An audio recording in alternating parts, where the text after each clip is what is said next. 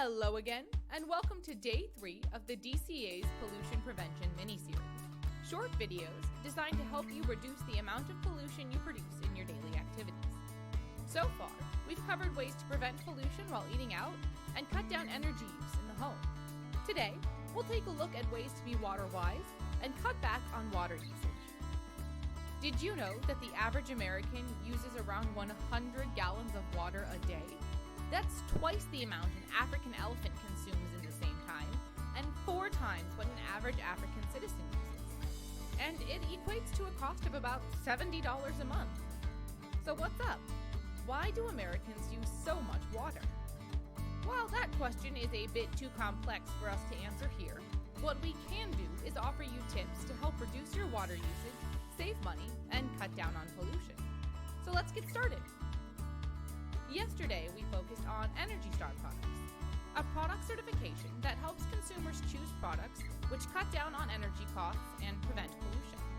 Today, we'll switch that focus over to Watersense, a program much like Energy Star but focused on water. This is the Watersense logo.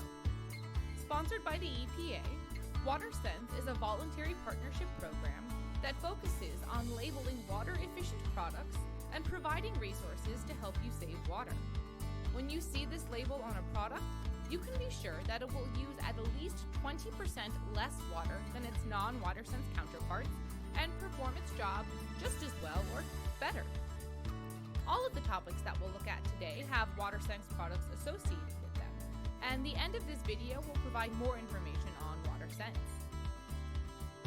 Washing dishes is a daily part of life for most of us. It's a chore few of us look forward to, and one that uses a huge amount of water. The average dishwasher uses 6 gallons of water per wash cycle, and even on the heavier settings, the average family of 4 runs their dishwasher at least once a day. By conservative efforts, that means that each family uses 42 gallons of water per week on dishwashing alone. The P2 solution to this might seem obvious. Just wash everything by hand. But not only is that time-consuming and inconvenient, it's also likely to waste more water than your dishwasher. Running your sink for 1 minute sends about 3 gallons of water down the drain. If you let your sink run the entire time you wash dishes, it would only take 2 minutes for you to use the same amount of water your dishwasher uses in nearly 2 hours. The better option is to either fill your sink with water or buy a Watersense dishwasher. Filling a sink with around 4 gallons of water should provide enough to wash a load of dishes and saves 14 gallons of water a week. This is nearly equivalent to most Watersense dishwashers, though these can vary between 3 to 5 gallons of water a wash. Either way, switching to one of these options guarantees that you'll not only increase your P2 efforts, you'll also reduce your water and energy bills by reducing both the amount of water you're using and the energy needed to heat that water. How many times a day do you flush the toilet? For most people, it's 5. And each flush sends several gallons of water swirling down the drain. That exact number varies widely depending on your model. Toilets manufactured in the 1980s use about 3.5 gallons of water per flush, and any model before that uses between 5 and 7 gallons. Models from 1994 onward bring that number down to 1.6 gallons per flush. If you do the math, that adds up.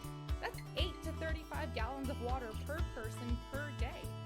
That's a lot of water just to flush something away. Luckily, there are a few P2 solutions to this problem. The first, of course, is to purchase a Watersense toilet.